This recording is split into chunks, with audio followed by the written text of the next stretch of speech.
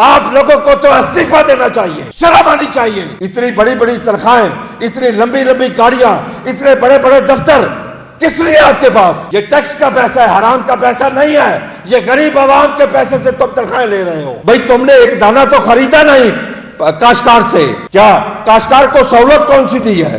کیا کاشتکار کو ڈیزل سستا ملا، کھاد سستی ملی، بجلی سستی ملی؟ 5 روپے 35 پیسے والا یونٹ 50 روپے پہ پہنچ گیا۔ اس وقت آپ کی پیرا فورس کہاں تھی جب آلو کا ریٹ کاشتکار کو 1 سے 2 روپے کلو مل رہا تھا، جب گوبھی کا کوئی خریدار نہیں تھا، جب مٹر ہم اپنی بکریوں کو چرا رہے تھے؟ یہ محکمے اس وقت سوئے ہوتے ہیں؟ کیا اس وقت کی ان کو تنخواہ نہیں ملتی؟ کیا کاشتکار کے کوئی رائٹس نہیں ہے پاکستان میں؟ اگر دنیا میں جنگ کے بادل منڈلا رہے ہیں، پاکستان میں الحمدللہ ہر شخص کھا کے سو رہا ہے، لیکن اس کاشتکار کا یہ فوڈ ڈپارٹمنٹ اس وقت معاشی قتل کر رہا ہے، اور یہ معاشی قتل اکیلے کاشتکار کا نہیں ہے، پاکستان کی معیشت کا قتل ہے، کیونکہ گندم ہماری تمام فصلوں کا انجن ہے، ہماری میجر فصل ہے۔ اور میں کہہ سکتا ہوں کہ اس گندم کی وجہ سے جب ہمیں 3900 ریٹ ملا، اگلے سال ہم نے آپ کو گروتھ دی 6.25، جب ہمیں ریٹ ملا 1800 1900 2000 تو ہم نے آپ کو ایگریکلچر میں جو گروتھ دی ہے وہ -13.49 ہے میجر فصلوں میں، کیونکہ کاشتکار بیلنس یوز آف فرٹیلائزر نہیں کر سکا، کاشتکار کے پاس پیسے نہیں ہیں۔ کاشتکار جہاں پہ ڈی اے پی استعمال کرتا تھا 24 لاکھ ٹن، اس دفعہ کو 12-12.5 لاکھ ٹن استعمال ہوئی ہے، اسی لیے پیداوار میں کمی آ رہی ہے۔ آج یقین کر لے کاشتکار بہت پریشان ہے کہ کل جس طریقے سے انہوں نے کریک ڈاؤن کیا ہے فوڈ ڈپارٹمنٹ نے، پیرا فورس بھی ساتھ ہے، باقی محکمے بھی ساتھ ہے۔ بھئی تم نے ایک دانہ تو خریدا نہیں کاشتکار سے، کیا کاشتکار کو سہولت کون سی دی ہے؟ کیا کاشتکار کو ڈیزل سستا ملا، کھاد سستی ملی، بجلی سستی ملی؟ 5 روپے 35 پیسے والا یونٹ 50 روپے پہ پہنچ گیا۔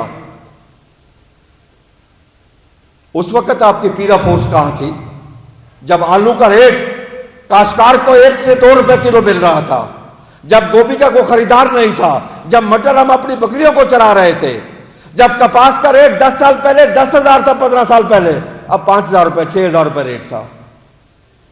اس وقت یہ فورسیں کہاں تھی جب ہماری مارکیٹ میں کسی منڈی میں ریٹ نہیں ملتا کاشتکار کو، اس کی پیداواری لاگت اس کو نہیں ملتی، تو اس وقت یہ کہاں ہوتا ہے؟ یہ محکمے اس وقت سوئے ہوتے ہیں؟ کیا اس وقت کی ان کو تنخواہ نہیں ملتی؟ کیا کاشتکار کے کوئی رائٹس نہیں ہے پاکستان میں؟ کیا کاشتکار کی پروٹیکشن کرنا ان کے فرائض میں شامل نہیں ہے؟ کاشتکار تو نائب خدا ہے، اللہ کا دیا اور اس کے زمین کا سینہ چیر کے اللہ کی مخلوق تک پہنچاتا ہے۔ خدا کی قسم میں کھا کے کہتا ہوں آج وہ نائب خدا بہت پریشان ہے اس وقت۔ 3 سال پہلے 3900 روپے ریٹ، آج اگر 3500 ریٹ گیا ہے تو حکومت دوڑ کے اس میں آ گئی ہے، مالک بن گئی ہے۔ فوڈ ڈپارٹمنٹ کی کنٹریبیوشن ہی کیا ہے؟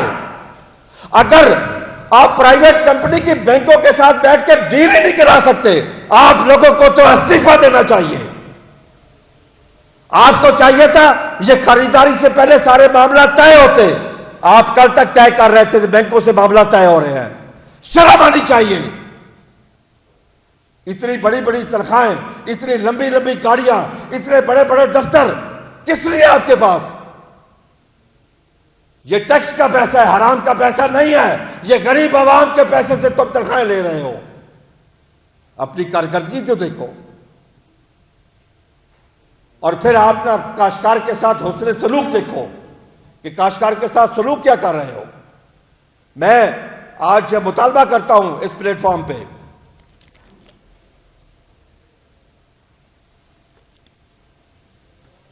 کہ ایک انڈیپینڈنٹ کمیشن بنایا جائے، وہ ان 3 سالوں کا حساب کر کے سامنے لے کے آئے کہ 3 سال میں کاشتکار کی بربادی کیسے کی گئی ہے، کس کس نے کی ہے، کون کون ذمہ دار ہے اس کا، ان کے خلاف کارروائی ہونی چاہیے۔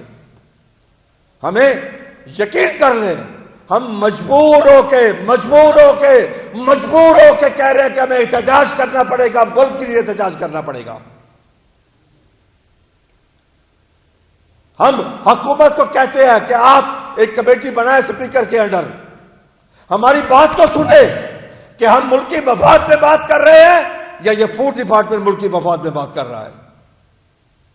کاشتکار زیادہ ہو گیا تب مرا، نہ ہو گیا تب مرا، کم ہو گیا تب مر گیا۔ پیداواری لاگت ہماری کہاں سے کہاں پہنچ گئی ہے؟ 6-7 ہزار والی ڈی اے پی 15,500 پہ چلی گئی ہے، 2,000 والی یوریا 47,500 پہ چلی گئی ہے، 5 روپے 35 پیسے والا یونٹ آج 50 روپے پہ چلا گیا ہے، لیبر چارجز بڑھ گئے ہیں، ٹرانسپورٹیشن بڑھ گئی ہے، لیکن نہیں بڑھے تو کاشتکار کی پروڈیوس کا ریٹ نہیں بڑھا۔ زراعت کے اوپر سیاست ہو رہی ہے، گندم کے اوپر سیاست ہو رہی ہے، چینی کے اوپر سیاست ہو رہی ہے، کاشتکار کا قصور ہی کیا ہے؟ میں تو آج یہ بھی مطالبہ کرتا ہوں، خدا کے لیے اس فوڈ ڈپارٹمنٹ کو ختم کر دیں، اس غریب عوام کے ٹیکس کے پیسے بچاؤ۔ یہ صرف کرپشن کے لیے کام کے لیے نہیں ہے، اگر یہ کام کرتے تو پچھلی دفعہ EWR سسٹم چل جاتا، اگر یہ کام کرتے تو اس دفعہ یہ کمپنیز 1 اپریل کو آ کے خریداری شروع کرتی، بینکوں سے معاملات طے ہو جاتے۔ کل تک ان کے بینکوں سے معاملات طے نہیں ہو رہے تھے۔ میری ڈی جی فوڈ سے کل بات ہوئی، مجھے کہتا ہے آپ اگر سیاست کرنا چاہتے ہیں تو کریں۔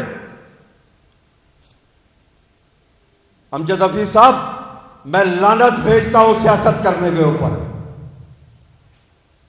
میں ایک محب وطن شہری ہوں، میں اپنے پاکستان سے اور پاکستان کی 25 کروڑ عوام سے محبت کرتا ہوں۔ اس کی وجہ یہ ہے کہ میں اپنی زمین کا ٹکڑا اٹھا کے کسی دوسرے ملک میں منتقل نہیں کر سکتا۔ میرا جینا پاکستان میں، میرا مرنا پاکستان میں، میری اولاد ادھر، جائیداد ادھر، تعلیم ادھر، صحت ادھر، عبادت ادھر، قبرستان ادھر، سیر و سیاحت ادھر پاکستان میں۔ آپ کہتے ہیں میں سیاست کر رہا ہوں، میں اگر زراعت کی بہتری کے لیے بات کر رہا ہوں، میں چاہتا ہوں کہ ہم پر ایکڑ پیداوار بڑھائیں۔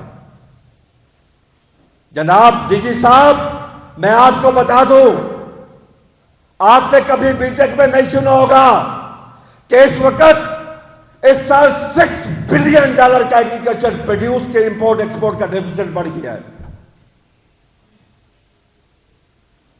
یہ آپ لوگوں کی پالیسیوں کی وجہ سے ہے، یہ صرف اسی گندم کی وجہ سے ہے کہ کاشتکار کے پاس جب پیسے نہیں تھے تو اس نے ان 2-3 سالوں میں بیلنس یوز آف فرٹیلائزر نہیں کی، اس کے پاس خرچ نہ کرنے کے لیے پیسے نہیں تھے کہ جب اس کو پیداواری لاگت ہی واپس نہ ملے، جب اس کا خرچہ ہی اس کو واپس نہ ملے، کب تک وہ زیور بیچے گا، جانور بیچے گا، زمین بیچے گا، درخت بیچے گا؟ کبھی کسی نے سوچا کہ کاشتکار زمینیں کیوں بیچ رہے ہیں، کالونیاں کیوں بن رہی ہیں؟ جس حساب سے ہم اپنی آبادی بڑھا رہے ہیں، ہر سال آبادی میں ایک نیا نیوزی لینڈ یا سنگاپور ایڈ کر رہے ہیں، ایک ملک جتنی آبادی اب ایڈ کر رہے ہیں، لیکن اپنے رقبے کم کر رہے ہیں۔